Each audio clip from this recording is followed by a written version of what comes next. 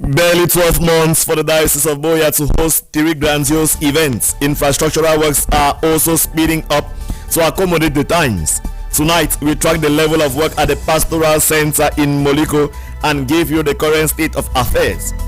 The Pastoral and Economic Week of the Diocese of Boya opens this Monday 22nd. The announcement made recently by the Vicar General of the Diocese. And the Southwest region will run on a budget of 22 billion francs CFA. The budget was launched today by its governor, Bernard Okalia Bilai. Those were the headlines for tonight's newscast. Their full readouts will be yours in a minute ahead.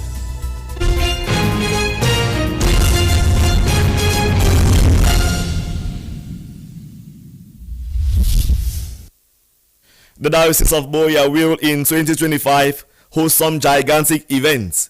In this regard, construction works continue at some level at the project site at the Bishop Pius Awa Memorial Pastoral Center Moliko, as well as the Divine Mercy Co-Cathedral at Moliko. A lot is already being done so as to enable a more suitable worship space, as you tell us, Joseph Otop.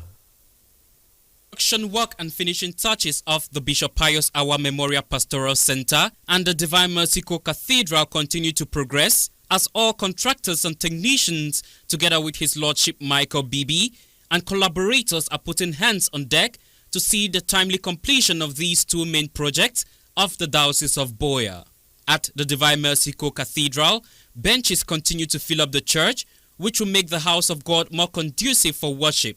Thanks to the good gestures of Christians, the tiling, fitting of some balusters, pantecoating and more is ongoing as work progresses. The completion of a portion of the cutting-edge Bishop Pius Awa Pastoral Center, the first of its kind in the diocese, is considered one of the most notable achievements of the diocese, affording Christians in and out of Boya a place for meetings and spiritual development. Meanwhile, construction works on the second building of the Pastoral Center progresses and takes another phase as the walls are raised. There is hope that in the months ahead, these 2 projects of the diocese will be used effectively by Christians after its completion.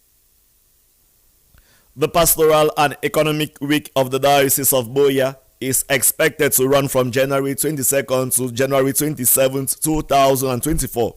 This information was made public through a recent communiqué by the Vicar General of the Diocese. Jude Mbaku now reads the full communiqué containing more details. December 27th, 2023. To all priests, all religious, all diocesan commissions and service heads, all ordinary pastoral council chairpersons and secretaries, all parish pastoral council chairpersons and secretaries, all parish pastoral formation team chairpersons and secretaries, Diocese of Boya. The Diocesan Pastoral and Economic Week Celebration Program. I write to invite you for the next Pastoral and Economic Week celebration scheduled from Monday the 22nd to Saturday the 27th January 2024 at the Bishop Pius Awa Memorial Pastoral Center, Moliko, under the theme, We are all co-workers with the Lord, 1 Corinthians chapter 3, verse 15. We shall focus on the evaluation of the just ended pastoral and economic year 2023 and plan for the 2024 new year, bearing in mind the launching of activities marking the 75th anniversary of our diocese with the peak celebration in 2025. The programs shall run as follows. Day number 1, Monday the 22nd of January. The Pastoral Council will meet at 10 a.m. at the Pastoral Center. Day number 2, Tuesday 23rd of January. The College of Consultors and the Diocesan Commissions, Parish Pastoral Formation Chairpersons and Secretaries and Service Heads will meet at 10 a.m. at the Pastoral Center. Day number 3, Wednesday the 24th of January. The Presbyterium will meet at 10 a.m. Day number 4, Thursday the 25th of January. The Diocesan Finance Council meet at 10 a.m. at the Bishop's House, while the Ordinary Pastoral Council chairpersons will meet at 10 a.m. at the Pastoral Center. Day number 5, Friday the 26th of January 2024, meeting of all the religious at 10 a.m. at the Pastoral Center. And day number 6, Saturday the 27th of January 2024, enlarged Diocesan Pastoral Council resolutions and closing mass that will be at 10 a.m. at the Pastoral Center.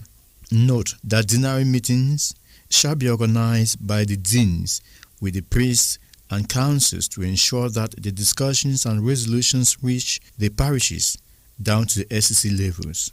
Yours in Christ, Reverend Father Jude Thaddeus Mbi, Vicar General. On the first edition of Know Your Faith for the year 2024, His Lordship Michael Bibi, Bishop of Buea, has educated his Christians on the different forms of concelebrating masses, highlighting the important practices and gestures in the mass, one of which is concelebration. This week's session took place at St. Charles Lwanga Parish, Moloko Buea. Details with Laura Asonganyi. Faithful gathered at St. Charles Lwanga this Monday 15 January to be enlightened on the different forms of celebrating Mass, wherein the teacher, Bishop Michael Bibi, continued his lesson on the general instruction of the Roman Missal. Here, he touched on the roles of those who partake in the Mass, such as the acolytes and lectors, as well as gestures in the course of Eucharistic celebrations. Regarding the celebration of Masses, the prelate emphasized on concelebration, where he says concelebration among priests or bishops is a sign of unity and love between them. And in case of concelebration, no clergy is to join the altar once Mass has begun. No one is ever to join a concelebration or to be admitted at as a concelebrant once the Mass has already begun. Paragraph 206, which means that once they ring the bell and the procession has gone to the altar, no priest has a right to come again to the altar. That is prohibited. Because we have that happening. Time and again, you go for different celebrations, different dioceses, and there may be traffic, you may have a tire puncture, and that's why you must always leave on time. You don't have to be there on time if you have to concelebrate. But if you don't have to, if you come late, just sit you behind and participate. You will not concelebrate, but you participate in the Eucharistic sacrifice. Also, the Papa Pastor stresses that in the course of concelebrations, the concelebrant should wear the same attire as the presiding priest. When we have concelebration, the church says that the priest must dress as he dresses when he is the principal celebrant. What does that mean? It means that you must be on with your chasuble. Must be on. You see, we have diocesan celebrations. All the priests should come with their chasubles. It may happen that the chasubles, after you have taken maybe 100, you have more than 100 priests come and you don't have enough chasubles, the church still gives room. But if there's not enough chasuble, they can use the stole. Other salient point taught were the types of bows, which include the head and body bows, incensation as a sign of reverence, and kissing the altars as a sign of respect. At the end of the doctrinal lessons, some Christians who attended the session shared their newly acquired knowledge. A particular thing that actually impressed me today was this question concerning the consumption of Holy Communion, which, like the bishop said, you don't take communion as if you are eating eru. And so the particular question which I asked, and to which he gave a very good reply, because some people think that when you are consuming communion, your teeth should not touch it, and you should not also chew it as if you are eating a piece of meat.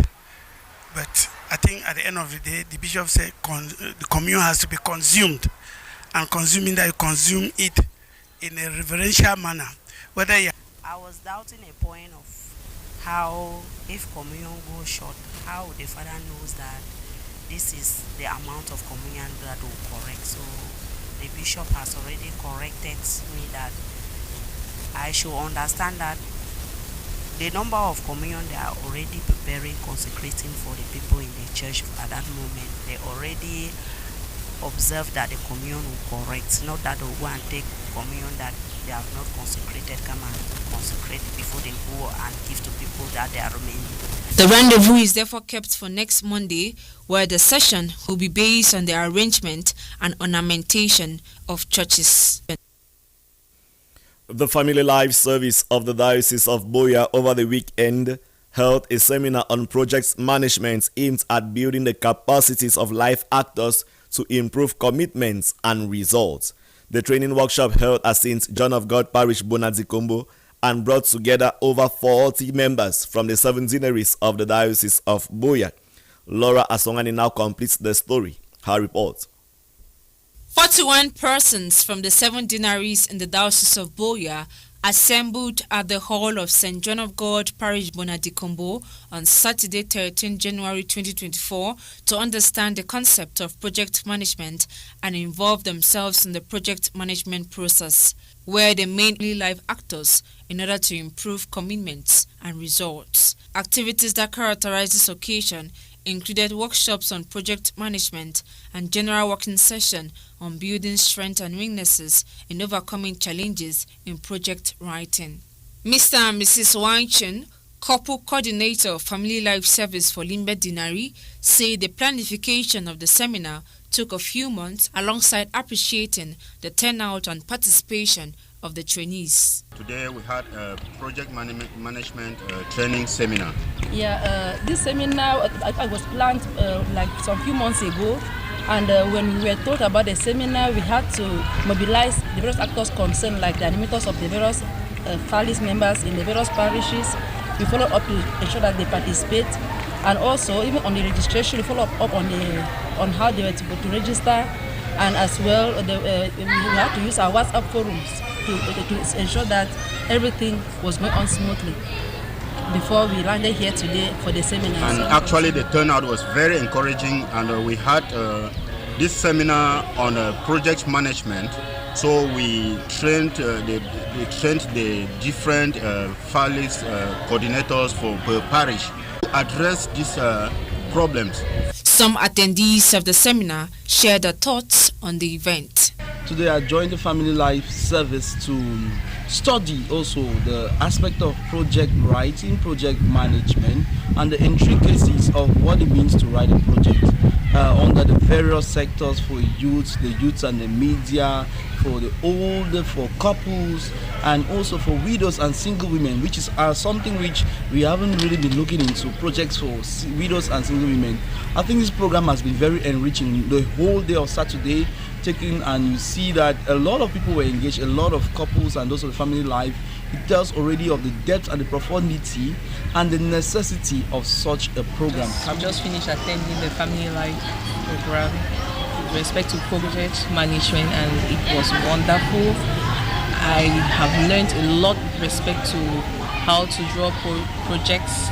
These are things that I knew, but because I didn't know how they were to be placed, it has given me a grasp and an understanding on how to be able to draw projects from the beginning right up to the end. And I'm really grateful for Family Life. It's therefore safe to say that this sector of the Diocese of Boya is alive and active, given its ongoing gatherings aimed at fostering family unity. The Southwest region has adopted over 22 billion francs CFA as its budgets for the 2024 financial year. This was during the launching ceremony of the 2024 state budget and other entities in the Southwest region today, January 16, 2023, at the Boya Council Hall. Sharon Tita was present during the budgetary session. Her report. Stakeholders from the nooks and crannies of the Southwest region converge at the Boya Council Hall for the launching of the 2024 State Budget of the Southwest region. The governor of the Southwest region, Bernard Okala Bilai, while revealing the execution rates of the 2023 budget, adopted over 10% for recurrent budget, while public investment budget is 96.34%. In 2024, the region has been allocated a total of 22,476,590,000 francs CFA, both for investment and recurrent budget, subdivided as follows. Investments at 6,918,000 francs CFA. He equally used this opportunity to urge stakeholders to generate income through taxes, amongst others, so as to raise the budget adopted. The state is looking for to improve on its revenue. This can be seen in the increase in the value of fiscal stamps, windscreen licenses, and other stamp duties, as well as improving the business climate with the reduction of import duties from 28% to 25% for companies with turnovers between 15 million to 3 billion CFA and suppression of many taxes.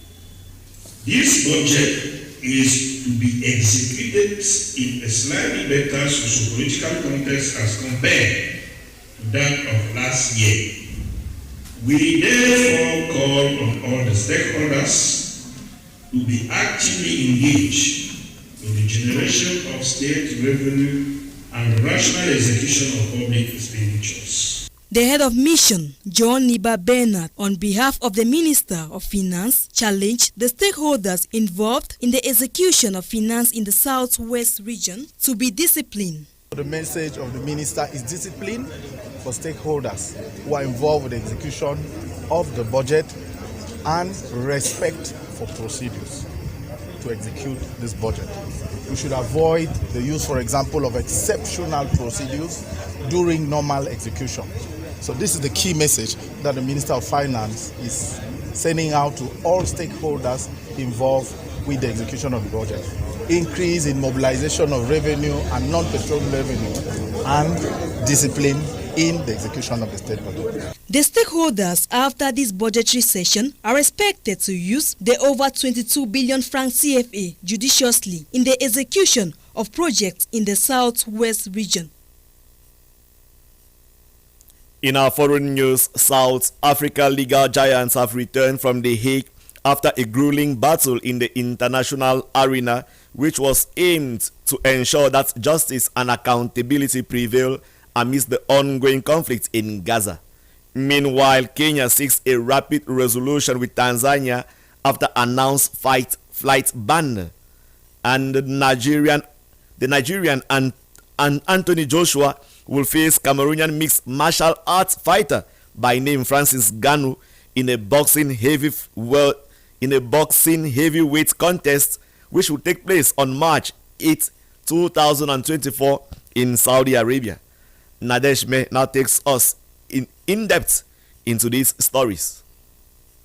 After a grueling battle in the international arena, the South Africa legal team finally returns from The Hague. Their tireless efforts have aimed to ensure justice and accountability prevail stages of the legal team, not only for calling for an immediate ceasefire and access to it, but for heightening the plight of Palestinians globally. As the world awaits a verdict from the International Court of Justice, the raging conflict continues while scores lose lives and millions are displaced. Tanzania on Monday, January 15, 2024, announced it had withdrawn approval from neighboring Kenya's flagship carrier to operate a passenger service between the countries starting next week. The Tanzania Civil Aviation Authority, on behalf of the aeronautical authorities, says the move was in response to Kenya's Civil Aviation Authority denying Air Tanzania the approval it needed to operate all cargo flights between the two countries. Kenya has previously blocked the importation of milk from Uganda and farm produce from Tanzania. Tanzania has restricted importation of onions to Kenya, skyrocketing prices for the essential commodities. Landlocked Uganda is suing Kenya at the East African Court of Justice for denying government-owned